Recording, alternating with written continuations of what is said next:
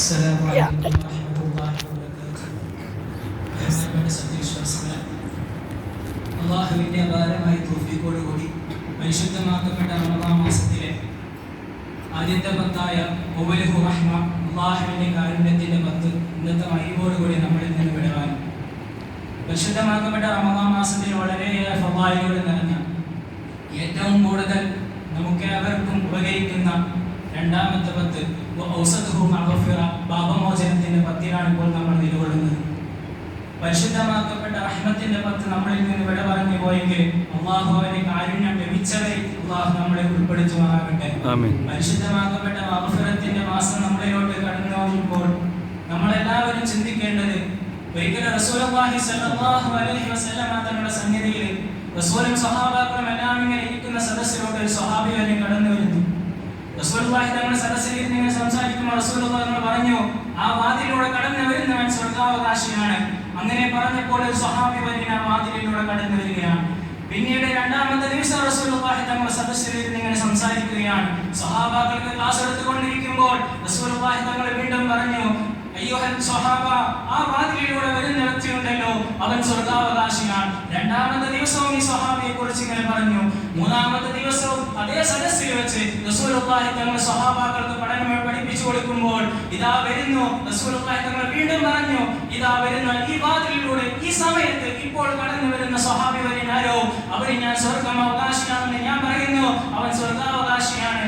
അങ്ങനെ ഈ 3 ദിവസവും കടന്നു വന്ന ഈ സ്വഹാബി വരിനെ മറ്റ് സ്വഹാബാക്കൾ എല്ലാവരും ചിന്തിക്കാൻ തുടങ്ങി.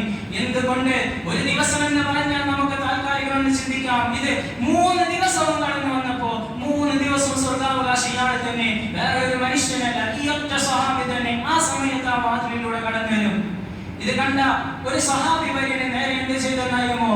എല്ലാ സ്വഹാബാക്കളുടെയിൽ നിന്ന് ഈ സ്വഹാബിയുടെ വീട്ടിലോട്ട് ചെല്ലുകയാണ്. എന്നിട്ട് ആ സ്വഹാബി വര്യനോട് ചോദിക്കുന്നുണ്ട്, അല്ലയോ സ്വഹാബ, സുബൈർ ഇബ്നു അവാം റളിയല്ലാഹു അൻഹു ആണ് സ്വഹാബി. ആ സ്വഹാബി അങ്ങനെ ചെന്നിട്ട് ആ വീട്ടിലെത്തിയിട്ട് ആ സ്വഹാബിയോട് ചോദിക്കുന്നുണ്ട്, ഞാൻ നിങ്ങളുടെ വീട്ടിൽ ഒരു 3 ദിവസം താമസിച്ചു കൊള്ളട്ടെയോ?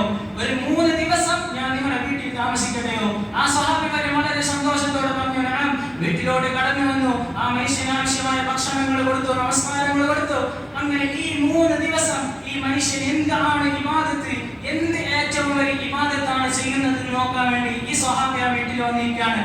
അങ്ങനെ ദിവസങ്ങൾ കടന്നു പോവുകയാണ്. ഒന്നാമത്തെ ദിവസത്തെ ധാരാളം നിസ്കാരങ്ങളില്ല, അമലുകളില്ല.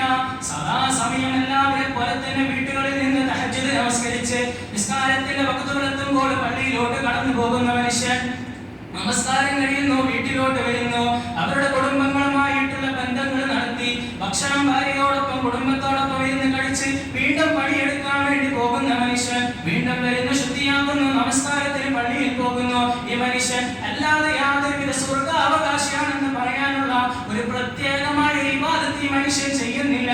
ദിവസത്തിൽ ഇത്രയോ ദിവസം കടന്നുപോയി 3 ദിവസം എത്തിയപ്പോൾ ഈ മഹാനിൽ യാതൊരുവിധ പ്രത്യേകമായ അമലും കാണാണ്ടായപ്പോൾ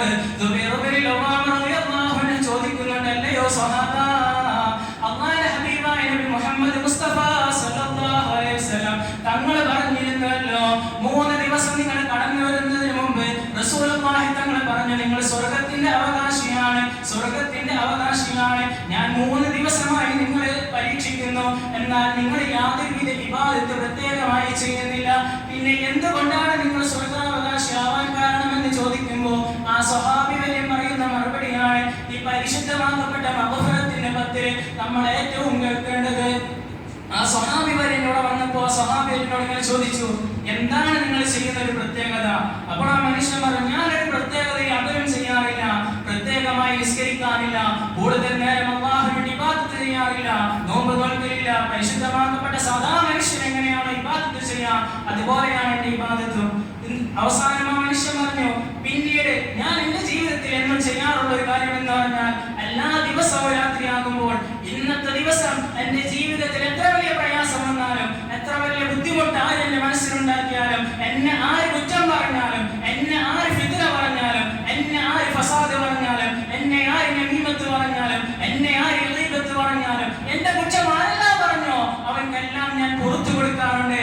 രാത്രി അല്ലാഹുവിനോട് ഞാൻ അവർക്ക് വേണ്ടി ദുആ ചെയ്തുകൊണ്ട് അവരുടെ തൗബക്ക് വേണ്ടി ഞാൻ ദുആ ചെയ്യാറുണ്ട്. പ്രിയ മുഅ്മിനീങ്ങളെ, പരിശുദ്ധമാക്കപ്പെട്ട മഗ്ഫിറത്തിന്റെ 10 നമ്മളിലൂടെ കടന്നു നമ്മൾ ആരെങ്കിലും ഒരുവനെ വിഷമിപ്പിച്ചിട്ടുണ്ടോ, ഒരാളുടെ ഫിത്ന പറഞ്ഞ് നടന്നിട്ടുണ്ടോ, ഒരാളെ ഫസാദാക്കിയിട്ട് ഒരാളെ ആരുടെ മുമ്പിലെങ്കിലും വശമാക്കിയിട്ടുണ്ടോ ഉണ്ടെങ്കിൽ ഉടനെ പോയി അവരോട് പൊരുത്തപ്പെടിപ്പിക്കണം. അതല്ലാതെ അള്ളാഹുവിന്റെ പള്ളിയിൽ വന്നിരുന്ന് എത്രയോ നാൾ ഇത്തികാഫ് ഇരുന്നാലും, എത്ര ഖത്മുൽ ഖുർആൻ അവൻ ഓതി തീർത്താലും, എത്ര സ്വതക്ക ചെയ്താലും അവന്റെ ഒരു അമലും സ്വീകരിക്കുകയില്ല.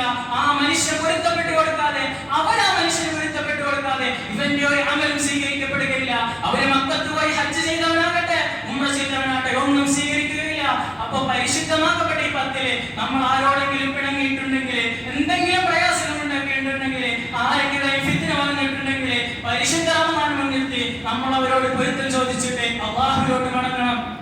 അള്ളാഹു അതിന് പരിശുദ്ധമാക്കപ്പെട്ട റമദാൻ നമുക്ക് അനുഗ്രഹീതമാക്കി തരുമാറാകട്ടെ. അതിനുള്ള വഴികൾ പടച്ചവൻ നമുക്ക് എളുപ്പമാക്കി തരുമാറാകട്ടെ. പരിശുദ്ധമാക്കപ്പെട്ട തറാവീഹ്, ഇന്ന് നമ്മൾ നമസ്കരിച്ച തറാവീഹിന്റെ മഹത്വം റസൂലുള്ളാഹി സ്വല്ലല്ലാഹു അലൈഹി വസല്ലം തങ്ങൾ പഠിപ്പിക്കുന്നുണ്ട്. ഇന്ന് തറാവീഹ് നമസ്കരിച്ച വ്യക്തി അവൻ എന്നാണോ മരിക്കുന്നത്, അവൻ മരിക്കുന്ന ദിവസം അവന്റെ ജീവിതത്തിൽ അവൻ ചെയ്തു പോയ സകലമായ ചെറുതും വലുതുമായ എല്ലാ പാപങ്ങളും അള്ളാഹു അവനിക്ക് പുറത്തു കൊടുക്കുമെന്നാണ്. ദുനിയാവിൽ എന്തെല്ലാം തെറ്റുകൾ വന്നു പോയിട്ടുണ്ടോ അതെല്ലാം ഇന്നത്തെ തറാവീഹ് നമസ്കരിച്ച വ്യക്തിക്ക് അള്ളാഹു പുറത്തു കൊടുക്കുമെന്നാണ്. അള്ളാഹു അങ്ങനെയുള്ള തറാവീഹുകളിൽ, അങ്ങനെയുള്ള നമസ്കാരങ്ങളിൽ അള്ളാഹു നമ്മുടെ നമസ്കാരങ്ങളിൽ എത്തിക്കുമാറാകട്ടെ, സ്വീകരിക്കുമാറാകട്ടെ എന്ന് മാത്രം പറഞ്ഞുകൊണ്ട് ഞാൻ എന്റെ വാക്കുകൾ നിർത്തുന്നു. അസ്സലാമു അലൈക്കും വറഹ്മത്തുള്ളാഹി വബറകാതുഹു.